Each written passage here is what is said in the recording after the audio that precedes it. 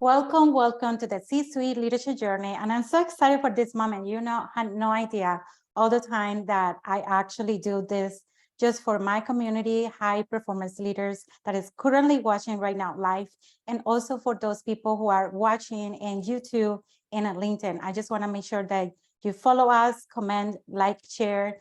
And we also have an incredible and amazing guest today. But before I introduce her, I wanted to let you know that I help business leaders improve team performance, profitability, and also scaling there with leadership. But today we're going to be talking more in depth about leadership, and most especially because I know this incredible human being that I love to death. And she is here waiting for us to actually introduce her. Her name is Loren Lahav, and she is the founder of True and Own Your Worth. When I saw the name of True and Own Your Worth, completely gave me the inspirational and the chills, because she is an amazing leader. And when the moment that I met her at the Live Mastery, I was like, I want to be like her. So here is Loren Laha. Come on, congratulations for being here. Hi, Candy. I love everything that you have, like your beautiful intro and just everything about that you talk about with leading with your heart. So thank you for having me. No, absolutely. So I was reading in your bio and was like, I know you great background, and you are excellent speaker, you are excellent motivator. But something that really caught my attention was that you said that commonly refers to us as a Gaia, I could get off your ass. So I wanted you to share a little bit more about what is that about. Well, I think, I think what's important is we can have the best intentions in the world and we can put our attention all over those things, but you got to get, as a leader, leaders go first, leaders eat last, however we want to look at all of these different things. And, you got to do the things, you got to do the right thing. I remember years ago, General Schwarzkopf spoke at an event that Tony Robbins was doing, and he said to him, the most important thing as a leader is that you got to do the right thing, even if it's a hard thing. Right. And so I've always thought about that. Or I remember Brian Tracy talks about, eat that frog. So do the thing that scares you the most. It's difficult. That's what leadership is really all about. And as we talk about all the time, and to have any kind of influence whatsoever, you have to inspire you, right? You got to know what inspires you, how you lead yourself. Are you pressing that snooze button, or when you want to sleep longer, or are you like getting up and saying, I got to do this, even though I don't want to get up, I'm doing it anyway? Because I always imagine for myself that I want people to know that I walk my talk, right? And I'm actually here outside, as you know, at a mastermind, because I believe leadership is also surrounding yourself with other great leaders. You should never be the smartest, person in the room. You should always be looking and learning from other people about how they have their growth. I used to work for the University of Georgia for their football department, and I would show all the recruits around and hear all of these recruits. They were the best of the best. Everybody's like, oh, I'm like the best of the best. But then they were sitting beside the guy who was also the best of the best from his school. And it's a very beautiful, humbling experience. And I believe that's what leadership is about. And yeah. Excellent. Oh my God. Awesome share. That's yes, I believe that leadership is all about on your worth. And that's exactly what you said, on your worth. That's it's an excellent way to actually say that you need to lead yourself. Now, before you lead anybody, you have to continue to lead yourself. But Loren, please share with us, especially with the people who are watching right now, how do you start it? How this idea to become an entrepreneur and start empowering women start? What was the inspiration? I think it started a long time ago, and it started with the leadership of my mom. When I was a little girl, my dad was an optometrist, and I grew up in North Carolina. I'm from Asheville, North Carolina. And I grew up going to the flea market when I was a little girl and unpacking boxes at 4, grabbing them out of the garage and unpacking them at 5 a.m. So I learned a work ethic, and my mom really inspired me for appreciation of hard work, appreciation of just, the worth of just who I was, how I presented myself at the flea markets back then. So I think that that's really where it started. And I would say that as a student, I was very average as a student. I was very active in a lot of different things. And I owned that and I loved that. I'm like, okay, I might not be the smartest, person that's here, but how can I really step up? And that is when I got really resourceful and I was like, I'm going to get my way to college. I'm going to have my college paid for. And everybody's like, well, you're not going to get an athletic scholarship and you're not going to get an academic scholarship. And I looked at all these different scholarships and I was like, I'm going to find one. And I decided that I was going to apply for an Army ROTC scholarship. And I'm not from a military family or anything, but I applied for this scholarship and I was committed. I was absolutely committed. And I was the first girl from Western North Carolina to ever get an Army ROTC scholarship. That was back in 1984. So I think for me, I just kept challenging myself for no other reason other than I knew I had to keep stepping out of my comfort zone. So I started a business with my brother. I just didn't give myself an out, I think is the biggest thing. So. Oh, wow. Incredible story. So are you from North Carolina or do you live in North Carolina or? I'm from North Carolina. I live in Las Vegas, Nevada. I've been out west ever since I, graduated from college. I've always pretty much been a rebel. When everybody said it can't be done, I said, well, let me show you, that I did it. But I didn't do it for any other reason. It wasn't about showing other people. It was about showing myself of what was possible. And I believe that, we talk about there's lots of different leadership, but there's title leadership. And I don't know if that's really leadership. For me, there's only one kind of leadership, and that's servant leadership. And how do you, serve? And once again, that comes back to, are you serving you? Or are you filling up? And there's so many people that I see a lot of people go, I'm all good. Let me just take care of you. Well, that's not really serving if you're not, if you're half full. So that's why like I said with you, whenever somebody comes, I always invite people to my home because I want them to see that I walk my talk. I years and years ago, there was a lady, I was living in Portland, Oregon, and she came and she cleaned my closets.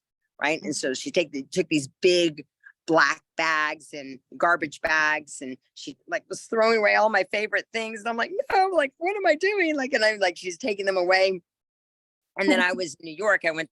She lived in New York. And I said with her, I was at her house and she goes, where are you going? I go, where's your bedroom? And she goes, it's down there. And so I start walking down the steps and she goes, you can't go down there. And I'm like, well, I want to go see your closets. You cleaned up my closets. I want to see yours. Obviously yours have to be fabulous. I mean, that's what you do for work. Yeah. And she goes, no, my closets are a mess.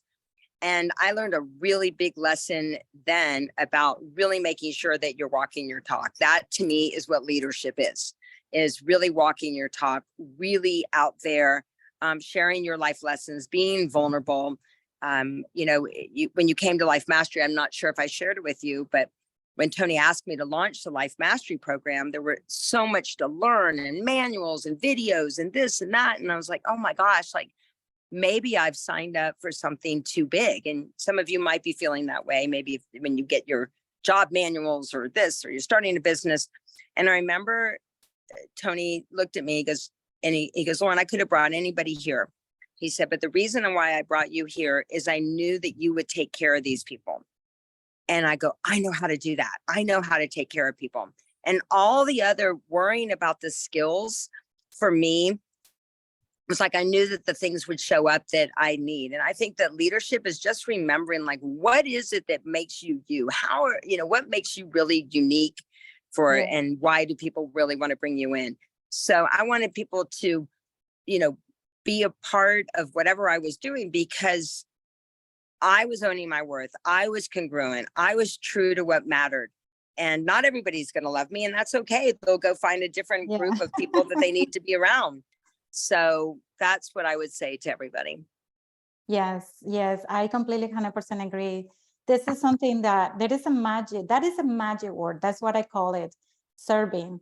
Because the moment that you are serving the room, you just forget about all the rules, all the rejections, all the fears, and you just bring your heart and help the room to get what they actually want to get. So yes, I think that that is a really important key. But Loren, so tell me what during the journey, because you mentioned that you have been doing this for 30 years. So Oh, you're talking about working in the personal development world? yeah, I've 30, this is going to be 34 years. So it'd be 1989. And it started all with service. You know, my parents raised me with very strong contribution values. I'll be 58 in November. And contribution was always the foundation for everything that I did, always everything. And I was living in San Diego and I was doing a job that I loved, but I was missing that kind of, I had the, we talk a lot about the science of achievement and the art of fulfillment. And I loved what I did, but I was missing that contribution piece. And I ended up November 1989 at this big house in Del Mar, and they were delivering food to the homeless. And my boyfriend in college had bought me a book, and it was called Unlimited Power. He said, one day we're going to go to this Tony Robbins seminar. I'm like, I don't know what you're talking about. I'm moving to Atlanta and I'm going to work for, a news station there. And so I ended up not working for that news station and moving to Vail, Colorado, and working there on my doctorate of waitressing degree, an important degree to have it as a 21-year-old. Mhm. And I was hired to work at the Del Mar Thoroughbred Club. I waited on the general manager. And that Thanksgiving, like I said, I ended up at this house and I'm walking around the turret of this castle. And there's this guy in the president, this guy in Nelson Mandela. And I get to this book that's framed and I'm like, oh my gosh, that's that book that my boyfriend bought me in college. And Tony was 29 at the time. And he came up behind me, he goes, hey, do you have my book? And I'm like, yeah. I go, but I haven't read it. And I'm like, that wasn't very smart to say to the guy. And he invited me to stay for dinner. And it was the beginning of his company. And he went around to each person and he said, stand up and say what you're most grateful for. And I had been so caught up just being busy that I stood up and I said, well, I'm just grateful that I hadn't asked myself that question in a long time. And I said, I'm grateful I finally met a group of people like this who have the same values that I do about giving back, about contribution, about surrounding yourself with wonderful people. So that's kind of how it started. Mhm. And then I went and they asked me to go work for the company 6 months later. I met my kid's dad. I met him that night. I mean, you just never Really? know what's going to happen. So that's kind of how it all started. I didn't have I let life unfold. I didn't have so many expectations of how it had to be. And I'm super, super grateful. Yeah, I wanna follow up. Normally I don't do this, but I wanted to ask you this question. So you said that you started, in California, and then you met Tony Robbins with the book and all this story. But if you're looking back all those years, would you probably be thinking that how successful woman leader that you are right now, when you were so young, you were thinking that you were be projecting that future for you? Did I think I was going to be successful? Yeah. I always committed to myself that I was going to be successful. And I was not, it was not easy growing up for me at all. And so I was always kind of, like I said, always a rebel, always kind of an outcast. I'm a little Jewish girl from the South where, I was like, it was only, I don't know, there were 4 little Jewish kids. We went to a Catholic school and it was not easy. And I think sometimes you got to really get in there and get curious and understand people's stories. My mom was always ahead of the times, and I don't know. I think I just have to give a lot of credit to my mom because she really, she shared with me that things weren't going to be easy. She framed me that life is not easy. But you have to take the lessons, that not everybody's going to love you, that not everybody's going to accept you. And I'm really grateful to her for that. I'm really, my parents would say to me, the worst thing that you can be ignorant. Yeah. And so that means when people, like, if there's one wish that I had, it would just be that everybody sat down and say, tell me your story, tell me about your life. And we'd have so much more compassion and understanding with people. So I thought I was going to be a broadcast journalist. I thought I was going to really? be on. That's what I thought I was going to be. I was going to move to Atlanta, go work for CNN back then in 1987. And I was like, nah, I don't think so. And so that's what I thought. But I think that for me, as long as I stay true to myself, and that's the question I ask myself is, if I say yes to this, am I staying true to myself? And that's, been at times it's been pretty hard, right? Because you want to be liked, you want to be loved, you want to be accepted. And I think leadership is, once again, doing the right thing, even if it's the hard thing.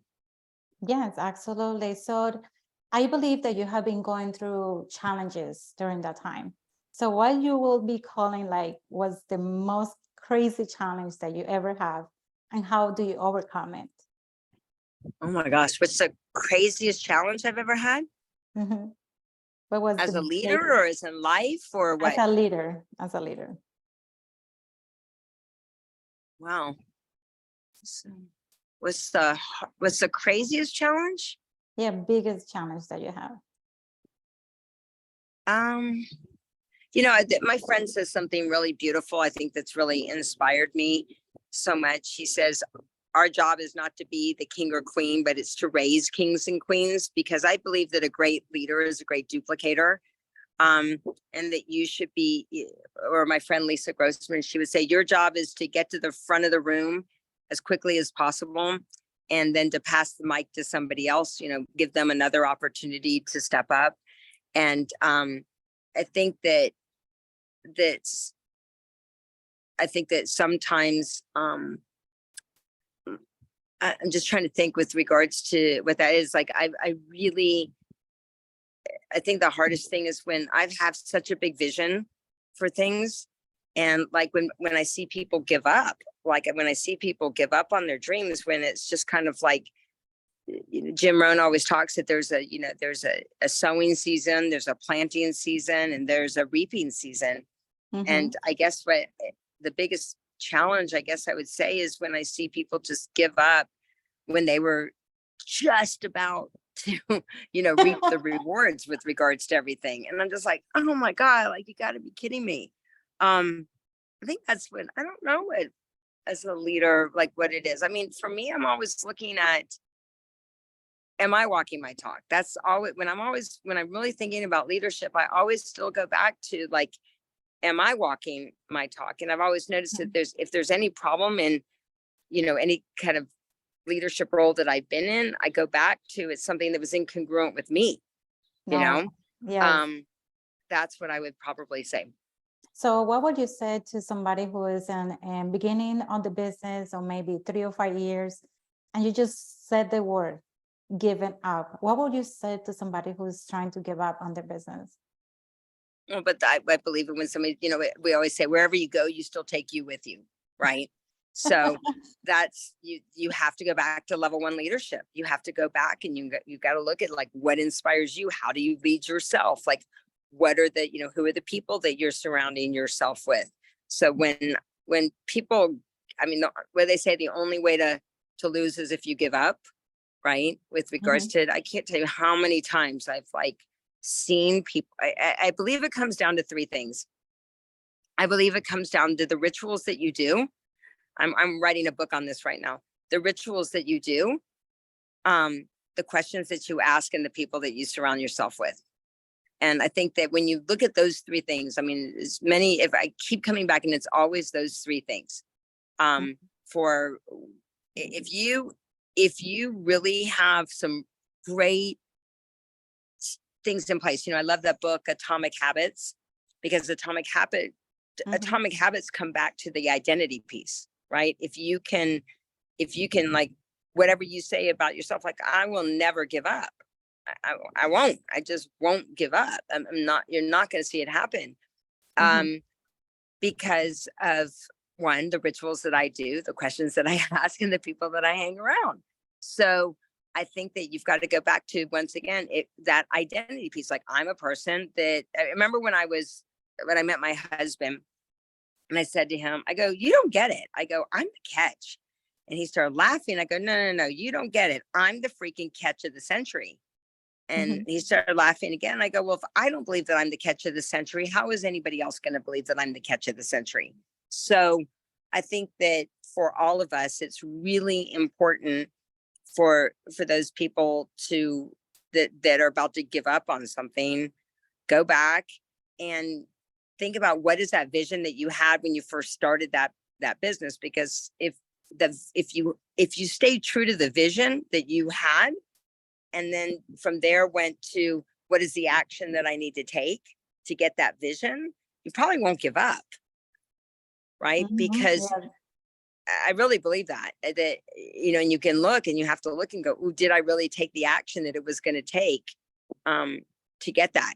So I think that we have to really, really get, I think that vision will, create that action for us, like to get off our button to go do something. And then we'll be able to create whatever we want. It might take a little bit longer. There's a lot of things that I put my mind to, but I had these expectations of how long it was going to take to make them happen. A lot of them happened 15, 20 years later, right? So I think being patiently persistent and just, as Keith Cunningham says, get in line and stay in line. So because the minute that you get out of line, then you have to get back at the end of the line. So that's never fun. So I just say stay in line. Stay in line. Oh, guys, are you listening to us right now? Especially Loren, stay in line and don't give up. Just keep pushing and pushing and pushing. If you have to improve the way that you lead, if you have to master your skills, just keep pushing, keep learning, always moving forward, because that is the best way to do it. No, nothing is going back. So great. Thank you so much, Loren. Oh my God, this is awesome. And I have another question. So what will be one of the things that you learn as a business owner that every business owner should follow? Really critical for you. What's the one thing that I learned as a business owner for myself? Yes. The one thing that I've learned as a business owner is the importance of preparation. I think preparation is really key. The importance of knowing that I learned this story. I mean, I heard this many years ago. My friend worked for Warren Buffett, and he was a pilot, and he was flying Warren Buffett to the Bahamas, and his wife was coming the next day, and the plane, I guess the weather was bad, and Warren Buffett said, let's go do what you want to do today. And he goes, what? He goes, yeah, let's go do what you want to do today. And he's like, okay. And so they went and did what my friend said. And so Warren Buffett said to him, he said, how long have you worked for me? He goes, I've worked for you for 3 years. And Warren Buffett said to him, he said, I don't know why people don't leave. He goes, either I'm too nice or, I've made them too comfortable. And he said, if you've worked for me 5 years from now, I failed you as a leader. If you've worked for more than 5 years, I failed you as a leader. So, so my friend went back, I guess it was like a year later, and went to his house and said, Mr. Buffett, he goes, I quit. And he goes, oh, you quit? Come on in. Tell me about your new career. So I think that once again, we have to help. Our job as a leader, once again, is, like I said, to raise kings and queens, and, to help people really step into their greatness so many times. And I think that as a business leader, to be prepared to, help people really grow. Like, there's a lot of people that I have, and I get happy when they need to move on to something else, because that means I've done a good job. I've helped them learn what they needed to learn, and then they can just move on. And if there's a passion that they want to pursue, I want to see them win. Their win is my win, and hopefully my win is their win. Beautiful, beautiful. That's a beautiful answer. Oh my God, awesome, awesome. So, Loren, how they can connect with you, how they can follow you? Do you have any event coming up that you want to invite all the audience that are watching right now, the people on YouTube and LinkedIn? Tell us. Awesome. Well, they can go. I'm on all the social media channels. I'm on Instagram. It's just Loren Lahav, Loren Lahav. Instagram is I am Loren Lahav. I have an event that I just did. We just had about 5,000 people virtually. We had 200 people in the studio. We translated in 6 languages. It's called Own Your Worth. Mastering your mindset, your money, and your mission. It was unbelievable, off the hook. And we're doing it again this March 2024. And right now we're doing 2 for 1. So for 2 virtual tickets, it's $97 for 2 tickets. And if they want to come live, our VIP section is already sold out, but it's 2 for 1 for the general admission, which you still get lots of awesome things. And that's 2 tickets for $597. And I'm getting ready to do something really cool. Someone just suggested a little challenge that I do for everybody. So if you follow me, you'll hear a little bit more about that, but I'd love to connect with all of you and just support you however that I can. Awesome. Yes, I saw your event in Vegas. It was awesome. I was like, why I'm not there? Yeah, why are you not there? You better come next year, because it only holds 200 people. And like I said, we're already sold out, but I brought in lots of great women that I know in my life, a lot, that honoring everyday women and women like you that are just out there just making a huge difference in the world. So Beautiful. Guys, you gotta follow this beautiful human being. She's one of the person that I said, I want to be like her. And she said, I remember your answer. You said, be careful where you switch. Yeah, that's right. And be your best you, right? Like, be your best you. So yes, that's what you said. I remember when we were working together. So that was really fantastic. Awesome. Thank you so much for being here, Loren. I really you are appreciate so you welcome. so much. So you guys remember, if you have any questions, type your questions. We will answer it to you as we go. And remember, next week, we're going to have another incredible guest. So make sure that you are on time. If not, you can check the recording in YouTube or in LinkedIn. So thank you guys for being here. I appreciate you so much. And I love you. Remember, live from your heart, because that's where the magic happens. Talk to you soon. All right. That was great. Oh, go ahead.